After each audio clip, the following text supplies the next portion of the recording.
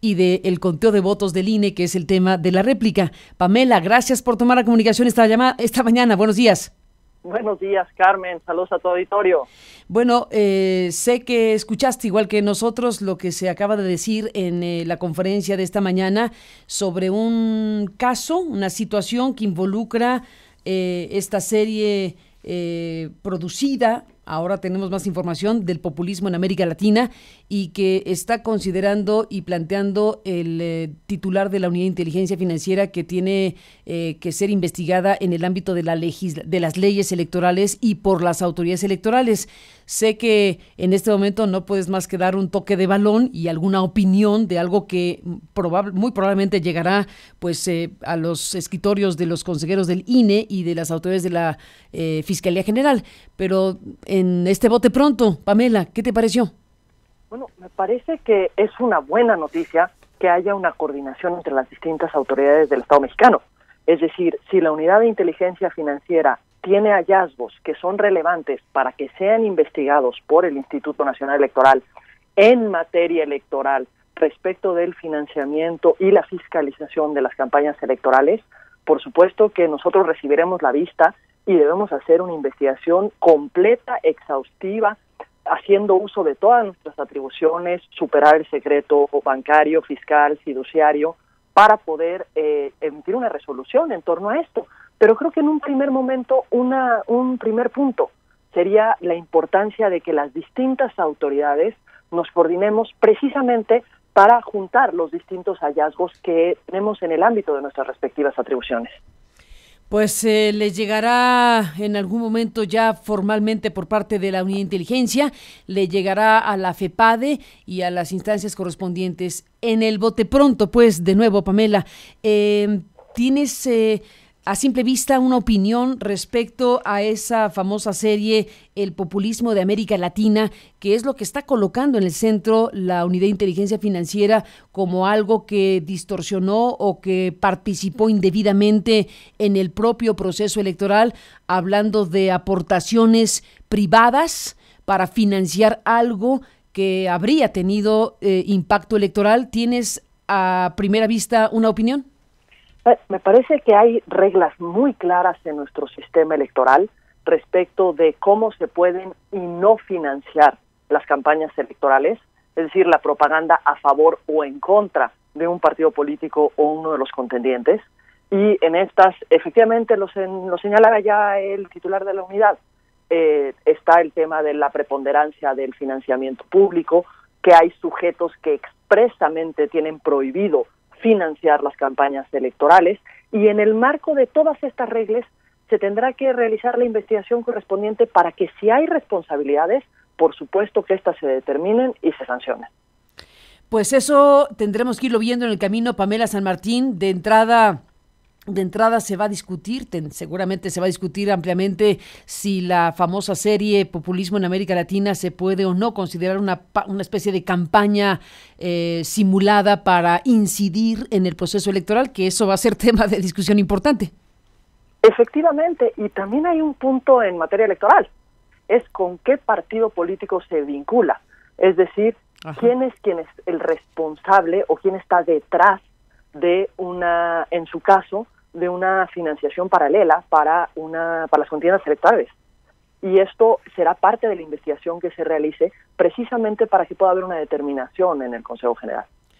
Pues estaremos, Pamela, siguiendo esto porque, bueno, esto ya reventó en términos de información y lo iremos viendo en términos de cómo lo va a desarrollar institucionalmente el INE, la FEPADE y las instituciones que ahora son mencionadas como a las que les llegará este informe que acaba de compartir Santiago Nieto en esta conferencia de prensa. Así que estaremos en contacto cuando se tenga más información y cuando empiece a discutirse por parte de la autoridad qué sucede con lo que está ahora anunciando Nieto esta mañana.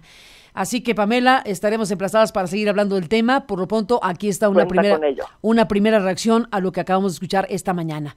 A lo que escuchamos ayer tienes un comentario en voz de Hugo Eric Flores, el fundador del Partido Encuentro Social, que, bueno, pues se dio toda una explicación acerca de sus, una exposición de sus alegatos de por qué sí el Tribunal Electoral debe restituirle al PES su registro nacional, y dentro de las cosas que dijo, además de toda la explicación sobre sus alegatos, sobre todo constitucionales, dentro de las cosas que dijo es que la elección fue una elección mal contada. La elección que llevó a López Obrador a la presidencia de la República, y que, bueno, fue una elección enorme de muchos cargos de elección popular, bueno, que fue una elección mal contada, y tú tenías algo que decir al respecto de esa afirmación de Hugo Eric Flores.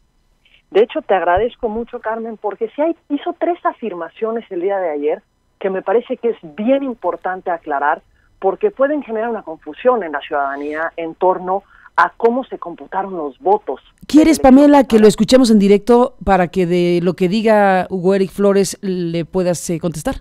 Por supuesto que tenemos este fragmento de lo que ayer se expuso aquí en esta pequeña grabación. La elección es una elección mal contada. Es una elección donde los votos que fueron tachados para Morena y PES, o las boletas que fueron tachadas para Morena, PT y PES, solamente le fueron contabilizados a Morena. Ese es realmente el fondo del asunto. Nosotros hemos venido, y hay pruebas contundentes de lo que te estoy diciendo. 39,000 casillas en cero cuando salen los resultados preliminares. Después, por distintas causales de ley, se abren de esas 39,000, 22,000 casillas que el PES tenía en cero, y en todas sacamos votos. Le solicitamos al INE seguir contando las 17,000 casillas que todavía manteníamos en cero y no accedió por no haber causales de ley. Entonces, realmente el origen de todo esto es una elección mal contada. El INE no pudo comprobarnos que no sacamos el 3%. Nosotros hemos hecho ejercicios estadísticos, auditorías a los resultados electorales que fueron presentados en nuestro recurso, y lo más importante, aquí se ha venido manifestando contundentemente que el PES no sacó el 3%, y no hay manera de comprobar si el PES sacó o no el 3%, en virtud de que no todas las casillas fueron abiertas. Y podríamos abrir muchas más, y seguramente en el reconteo y en la distribución legal de los votos, porque esos votos tachados por las 3 opciones corresponde una tercera parte a cada partido, o tachados por 2 partidos corresponde la mitad a un partido y la mitad al otro, y no fue el caso. Hoy yo escucho toda la prensa, a todos los comentaristas, que ese tema no lo tratan, y ese tema es el verdaderamente fundamental, que no ha sido podido, y no ha habido injusticia más grande en la historia de los partidos políticos que esta que se está cometiendo en contra del encuentro social, al no quererse dar una distribución correcta de los votos que se obtuvieron en la pasada contienda electoral. Pamela San Martín, consejera del INE, sobre esto, ¿qué nos dices? Bueno, en primer lugar, nos señala que es una elección mal contada. Sobre este punto, yo no puedo aceptar una afirmación de esta naturaleza, ¿pero por qué? Porque ¿quién cuenta los votos en una elección? Quienes cuentan los votos son las ciudadanas y los ciudadanos, es decir, los funcionarios de mesa directiva y casilla, que son nuestras vecinas y nuestros vecinos, y en la casilla se levanta un acta con todos los resultados, y cabe mencionar, en la casilla hay representación de los partidos políticos para poder supervisar el trabajo que se está llevando a cabo. Y en esas casillas, en las casi 157,000 casillas, tenemos un acta de escrutinio y cómputo donde se asientan los resultados, tanto que se emitieron por un partido político o los que se emitieron por 2 o más partidos políticos. Luego tenemos la etapa de recuentos. Y en los recuentos, en la pasada elección, abrimos más del 75% de los paquetes. Es decir, en una elección donde la diferencia entre el primero y el segundo lugar era de 30 puntos porcentuales, se reabrieron el 75% de los paquetes y los resultados terminaron igual. ¿Por qué? Porque los funcionarios, los ciudadanos y las ciudadanas saben contar los votos y lo saben contar bien. Y precisamente esa es la garantía que tenemos, y no porque no se haya abierto un paquete, no sabemos los resultados de esa casilla, porque tenemos las actas que se levantaron en esa casilla. Tenemos 157,000 actas aproximadamente de la totalidad de las casillas que se instalaron, y en ellas se asienta cuántos votos recibió cada uno de los partidos y cuántos recibieron votos cruzados, es decir, votos por más de un partido. Y la sumatoria de esas actas, sean las de la casilla o las de recuento en el distrito, son las que se suman y de ahí se desprende cuántos votos obtuvo cada partido político y qué partido superó el umbral del 3% y qué partido no superó el umbral del 3%. Es decir, en una elección los resultados no se dan por aproximación. Los resultados se dan luego de distintos ejercicios de cómputo y revisión de todos y cada uno de los votos emitidos en todas y cada una de las casillas. Sí se puede comprobar con absoluta claridad cuántos votos recibió cada uno de los partidos políticos y por qué, con qué cifras es con las que se alcanzó o no el 3% que establece la Constitución para la permanencia del partido político. Y el Partido Encuentro Social no alcanzó el 3% y por lo tanto se le retiró el registro y ahora estamos a la espera de que el Tribunal Electoral, con otras consideraciones no numéricas, no de contabilidad de votos, pueda o no restituirle el registro a este partido. Pamela. Efectivamente, aquí lo que tenemos es una disposición constitucional que hace depender la permanencia del registro de una operación aritmética cuyos datos tenemos claros y precisos a partir de las actas de todas y cada una de las casillas, y en esa suma aritmética no tenemos que este partido haya obtenido el 3% de los votos. Ahora está alegando cuestiones ajenas a esa disposición constitucional que no tienen que ver con el número de votos emitidos, sino con una representación, pero debe mencionarse en torno a esto. Un partido político puede tener a un diputado, a una diputada, a un senador o senadora que haya sido postulado, ayer se decía que haya sido siglado a ese partido, pero lo relevante no es quién sigló a ese servidor público, sino por quién votó la ciudadanía. Puede haber un candidato siglado a un partido político que obtiene el triunfo, pero a través de otro de los partidos de la coalición. Y eso es lo que tenemos en este caso, y me parece que lo que tendríamos que esperar en México en el marco de un Estado de Derecho es precisamente que estas reglas, que fueron las que conocieron todos los contendientes, que son con las que fuimos a las contiendas, son las que apliquen a lo largo del proceso electoral.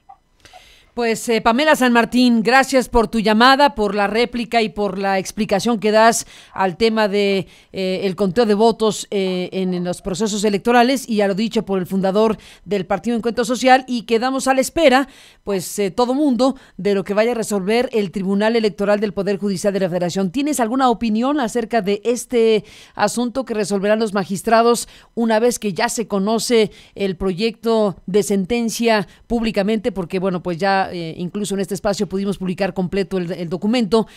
Guadalupe Irízar adelantó también el contenido. Ya se conoce básicamente los ejes de lo que van a discutir los magistrados. ¿Alguna opinión te merece, aunque no te toca decidir? Mira, si me permites un minuto, Carmen, antes de eso, solo hay una última afirmación que se hizo ayer, que también creo que se tiene que aclarar. Ayer se dijo que el INE le había dado 4 resultados distintos de la elección. Y creo que esto se tiene que aclarar. No hay resultados distintos. Hay distintos momentos en un proceso electoral que tienen resultados únicos respecto de ese momento. Es decir, tenemos un resultado cuando se cierra el PREP. Tenemos un resultado cuando se terminan de computar la totalidad de las casillas que, las actas que están derivaron de las casillas. Tenemos un resultado único que deriva de los cómputos distritales y tenemos un resultado único que deriva de las impugnaciones presentadas ante el tribunal, pero no son resultados distintos, son resultados únicos respecto de distintas etapas. Creo que nada más vale la pena precisar este dato. Y ahora, en torno a lo que me preguntas de la sentencia, yo, la verdad, espero que haya un análisis profundo respecto del caso y respecto del papel que tiene el máximo órgano de control constitucional en materia electoral, cuyo principal mandato es cumplir la Constitución, y la Constitución tiene disposiciones expresas, disposiciones claras, y establece con mucha precisión cuándo se permanece un registro y cuándo se pierde un registro. Si hay modificaciones que debieran hacerse para darle un valor distinto a la representación que puedan tener los partidos políticos, me parece que eso lo tiene que analizar el constituyente permanente. No es una modificación que se pueda hacer al margen de la propia Constitución, porque ahora estamos en una época en la que de pronto, alegando un garantismo y mirar de la forma más favorable a quien promueve una interpretación de la Constitución, lo que podemos terminar haciendo es darle la espalda a la Constitución. Y en un Estado de Derecho me parece que lo que tenemos que cumplir es con la Constitución. Y esta establece que el requisito para permanencia de un partido político es un requisito aritmético. 3% de la votación. No tiene que ver con representación, porque, insisto, la representación se puede dar con independencia de que los ciudadanos y las ciudadanas hayan votado por otro partido que fue en coalición con quien postuló un servidor público. Pues ahí está el tema, veremos qué decide el tribunal. Pamela, gracias por la llamada. Varios asuntos se abordaron aquí, lo que ocurrió esta mañana en la conferencia de López Obrador y lo que va a llegar al INE, a la FEPADE y a la instancia de lavado de dinero de las instancias del gobierno mexicano. Está ese tema, está el tema de los planteamientos que hace el Partido Encuentro Social, y quedamos a la espera de lo que el Tribunal Electoral resuelva sobre si le deja o no, si restituye o no el registro nacional a este partido político Encuentro Social. Gracias, Pamela, por estar aquí, y seguimos en contacto. Gracias a ti, Carmen, y por supuesto seguimos en contacto. Gracias y muy buenos días. Así están las cosas. Son las 8.